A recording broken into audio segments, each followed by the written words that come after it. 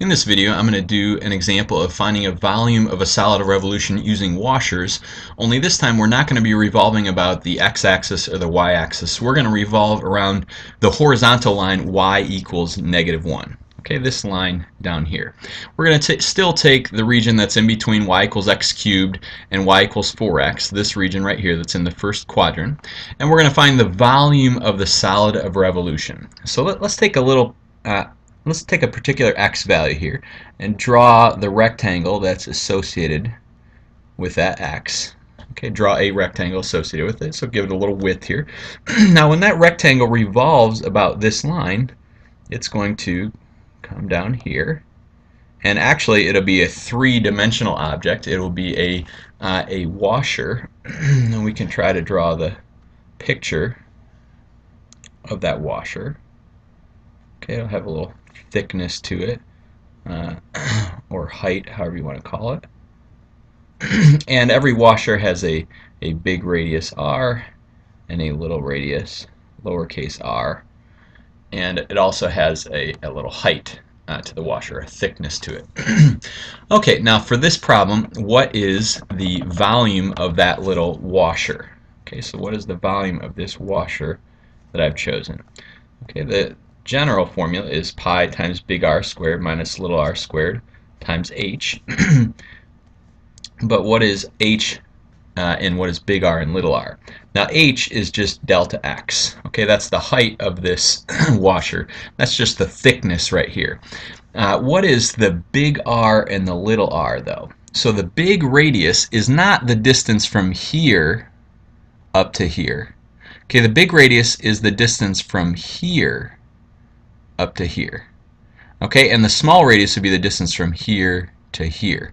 Okay, so how do we find that distance from here, okay, all the way up to the top right there?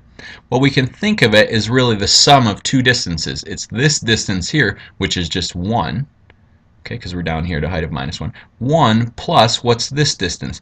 This is 4x. Remember, the top function was 4x. So 4x plus 1, that is our big R. And our little r is now the distance not from here to here, but the distance from here down to here.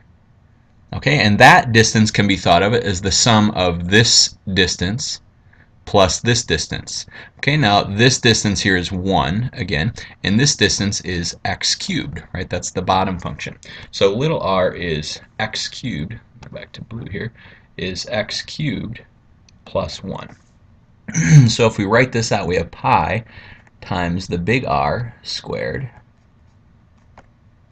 minus the little r squared, okay, times delta x. If I can write that there. Okay, now when we do the volume of a solid of revolution, we're going to revolve this around the x-axis, and so we end up with an integral. It'll be the integral from 0 to 2 of pi, okay, let's look at this formula again, times 4x plus 1 squared minus x cubed plus 1 squared, and the delta x becomes the dx. Okay, I'm not going to work out all the details, but you would take the pi out front, then you would FOIL these things out. 4x plus 1 times 4x plus 1, figure out what that is. X cubed plus 1 times x cubed plus 1, figure out what that is. Subtract them and simplify. Then do the antiderivative and plug in 2 and plug in 0 and subtract. Now it turns out when you do that, so I worked this out and I ended up with 680 over 21 times pi, which as a decimal is approximately equal to 101.728 cubic units.